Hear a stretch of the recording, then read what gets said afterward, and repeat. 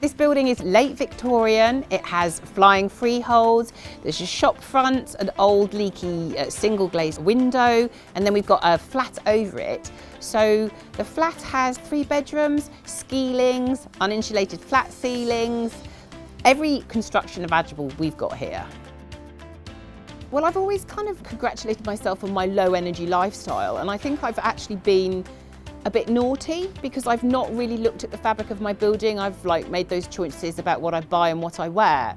So for me, I think it's about cost and the huge job of retrofit. This building it's got so much, it's like, where do I start? It's a fascinating, complicated building. Different eras, different extensions, different modifications. But what it adds up to is something that's very difficult to treat. And in order to investigate the leakage, investigate the heat loss and help the owner fix it, improve it, make it more eco, more energy efficient, you need to do things like thermal imaging surveys, air tightness testing. And a thermal imaging survey needs to be done before the sun hits the building. So it was a joyful early rise this morning for us. So we've got the view of the house, yeah. Right? You can see key areas. You've got the leakage along the bottom of the shop front, yeah, underneath the ecological sign. Yeah. And then you got along the bottom edge of the single glazing, you've got the 3 windows on the first floor, and they're all different. Look at the way the air's escaping up the party wall. And that attic's actually been done. I've had that one insulated, but it's still leaking a lot, isn't it?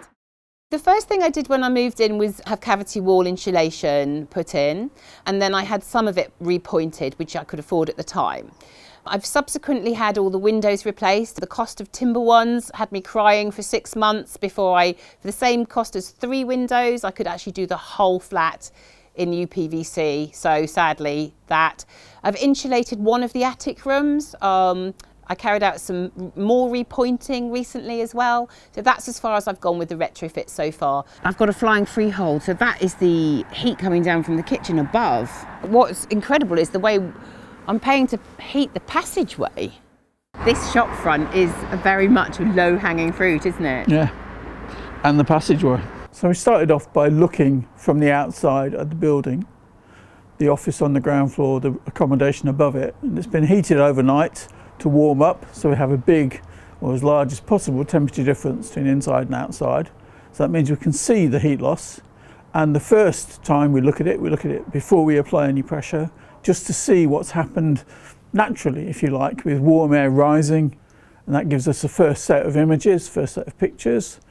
Then we did a second set after we've got the fan running, it's applying pressure, we're forcing warm air out through cracks and gaps. Because what we're really about in this is making something visible that is normally invisible and disregarded. I always describe heat like a liquid to my clients, but here in my own office it is absolutely pouring out of it.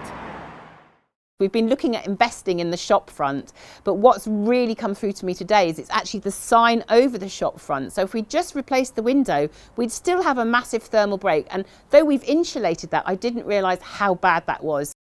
You talk about thermal bypass all the time, but that's illustrating it. Absolutely. This building has rear access through an alleyway, and I don't know off the top of my head, but there's tens of thousands of those across the country, and many of those will have a heat loss from the floor above. There's no insulation. So we're in the passageway looking up, and that's the floor of the kitchen above. So shocking. There must be some timber in that floor. Timber joists, but the edges are really leaky, so they're coming down. Yeah. We've also, and this is an unusual case here, we've got an old doorway, which although it's been boarded up inside the office on the ground floor, when you look at it from the outside, there's incredible heat loss on it. So we have a lot of air leakage at the bottom of this door. Then you come up the side, the keyhole, the side of the frame. You go further up, again between the frame and the wall, and then the top of the door, air leakage under the brick arch. So again, something that could be tackled, not actually a huge job. And of course it's out of sight, it's just a case of filling it with insulation and render really. Well, that would be my suggestion. So Misha's working with me and assisting with me. He's been looking at the heat loss in particular, and Misha's a very meticulous guy, which is very useful.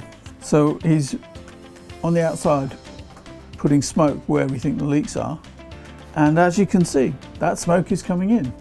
All right, the fan is blowing air out the bottom of the house. It's sucking air in here. I'm so shocked. I mean, this has been fitted so recently. And then at the top, that's just like really scary, isn't it? How much do you pay for that door? Well, clearly too much. That is as leaky an extra fan as I've ever seen. The top of the window is not great, but that extra fan is something. More air through the floor and around the steps. Tackling that is a job of taking up the floorboards really to get to the ends of the joists where they're built, which is not a minor task. That's a lot of work. Deep refurbishment is very disturbing, very upsetting to people. If people have to move out to enable their properties to be improved, that's a problem. If people have lots of work done while they're living in a property, that's a problem too. So, either side of that argument. This building is occupied. It has a family of 4 living in it. It has a staff of 5. It's used every day. So, yeah, it's cost and the impact and the disruption. I think the first thing I need to do is sit down and look at the report and identify where the worst areas are. Things like where the windows have been badly installed, so we could maybe strip back the surrounds and look at that. Like in the alleyway, we could simply underboard that with insulation. So there are low-hanging fruit, if you like, and I think I probably would address those first of all before drawing up a plan for long term.